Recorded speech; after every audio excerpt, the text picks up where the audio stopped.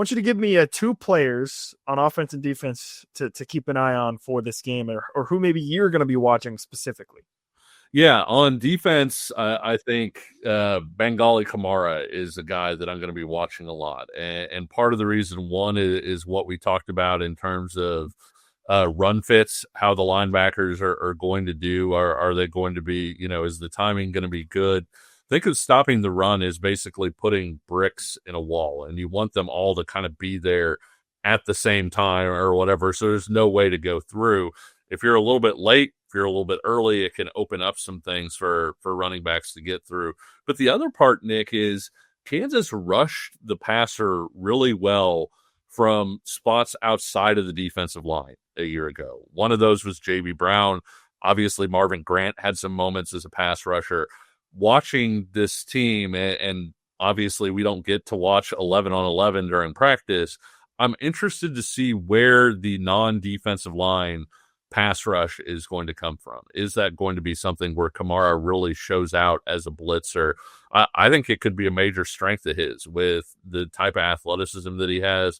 And so that's part of the reason I'm watching him. It is not just the run fits, but I want to see in the passing game. Is he able to duplicate maybe some of the things that J.B. Brown was able to do as a pass rusher? On the offensive side, I think, it's probably cheating. I want to see Jim Zabrowski. And I know that's not a player, but I want to see what the offense looks like, because when you looked at the UNLV bowl game, he was kind of the Mad Hatter, right? He was taking shot plays all over the place. They were throwing the ball down the field. This is a team that, you don't want to take away from what makes Zabrowski potentially an outstanding play caller. And part of that is the fact that he is a little bit of a swashbuckling guy. But at the same time, I feel like this is a game, Nick, where KU's strengths kind of align with, hey, let's line up and run the football at these guys. And so I'm interested to see what the match there looks like, how much option they're running, when they are throwing the ball. Is it something where it's a diverse and varied attack, or is it more of, hey, they're trying to hit guys over the top with the stuff that they're doing? And so while I could pick a specific player, and there are some guys to think about, I think the guy that I'll be watching most will be Zabrowski, the play calling, and kind of what we can expect from this offense this year. Well, and by the way, if you remember last year, there was a lot of discussion around, are the coordinators on the field? Are they in the box? Jim Zabrowski is going to be in the box. DK McDonald will be on the field. So both those guys doing two different things there. So that'll be something to watch as well. Offensively, my pick, I think, kind of in some ways may go hand in hand with your pick of Jim Zabrowski, and that's Emmanuel Henderson. I'm going to go with the low-hanging fruit here. I think most KU fans would probably say they're excited to see specifically Emmanuel Henderson and what kind of speed he can, utilize in the game. Does KU have plays where they can get him the ball in space? Is he going to be more of a guy where, you can send him on a go route and he's just going to fly by the defense, and Jalen Daniels can throw it as far as he can throw it, for big plays? I want to see Emmanuel Henderson, and I want to see what maybe Jim Zabrowski has designed, if anything, for him specifically. And truthfully, Kevin, that may be something we don't necessarily see in this game, right? I mean, Lance Leipold has said in the past that, he doesn't hide things, but I mean, come on, man. Like, yes. If you have plays that you are saving for the Missouri game, for example, you're probably not going to show them against Fresno State. It's okay. It's an open secret at this point that I can guarantee you every coach around the country has stuff that they don't show, even if they could. So maybe we don't necessarily get to see everything that they have potentially for Emmanuel Henderson, but when you have a guy with that level of hype, with that level of the coaches talking about the type of speed that he has and the type of ability that he possesses, it's hard not to have your eyes naturally draw to him. So he's the guy I'm going to be watching on the offense. On the defense, I'm going to go with another transfer. I'm going to go with Lyric Rawls. Lyric Rawls is a guy I want to keep an eye on because it seems as though, Kevin, he's another guy, along with DJ Graham too. I think we've heard a lot with DJ Graham also, but Lyric Rawls as well, as being somebody who has kind of shown up and been a leader, right? And I think that's really cool to see. And I think that speaks to the culture of KU's program, that you get guys transferring in who immediately buy into it and are able to step into those more leadership type roles. With Lyric Rawls, Justice Finkley's another guy who there's been a ton of talk about that. But with Lyric Rawls especially, I'm looking at him because this is virtually a brand new secondary, right? Yeah. In terms of if Austin Alexander is going to be a guy that's going to be starting a lot on the outside, he didn't play a lot last year. Jalen Todd got a lot of playing experience, but obviously still a young player that we are both really high on his talent. And was your number 3 corner like a year Exactly. ago. Like he played a lot, but also like it wasn't a spot where it's, hey, you're the number one. You had Kobe and Melo, basically carrying some pretty heavy lifting. Exactly.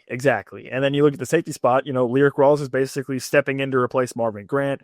Beyond that, you lose OJ Burrows. You've got, some different guys that have played, right? But that's a secondary group that is relatively green in terms of maybe what they're going to be asked to do this season. So that's another reason why I'm interested to see Lyric Rawls and maybe if he does sort of take command of that secondary in game in terms of directing guys and whatnot, and maybe what that looks like. So those are the two guys that I will specifically be watching in this game.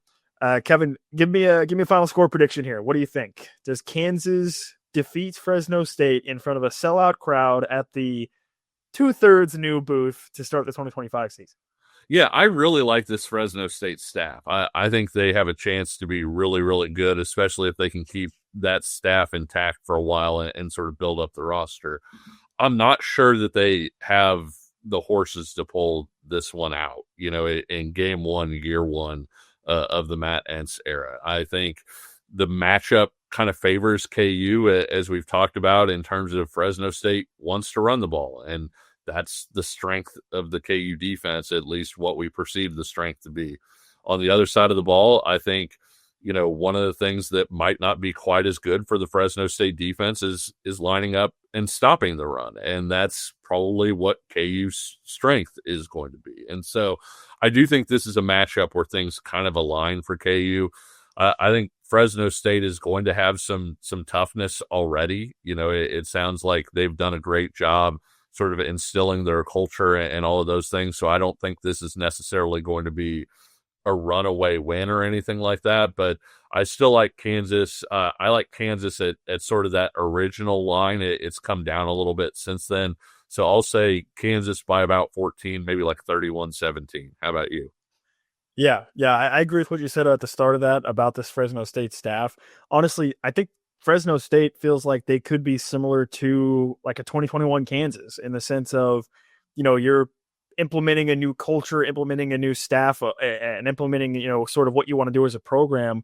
And maybe in that first year, it takes a little bit of time, right? Obviously, we saw with Lance Leipold at Kansas, and obviously the Kansas case was much more extreme, and because of the futility that KU had previously. But you get the same idea, the same sense that Sure.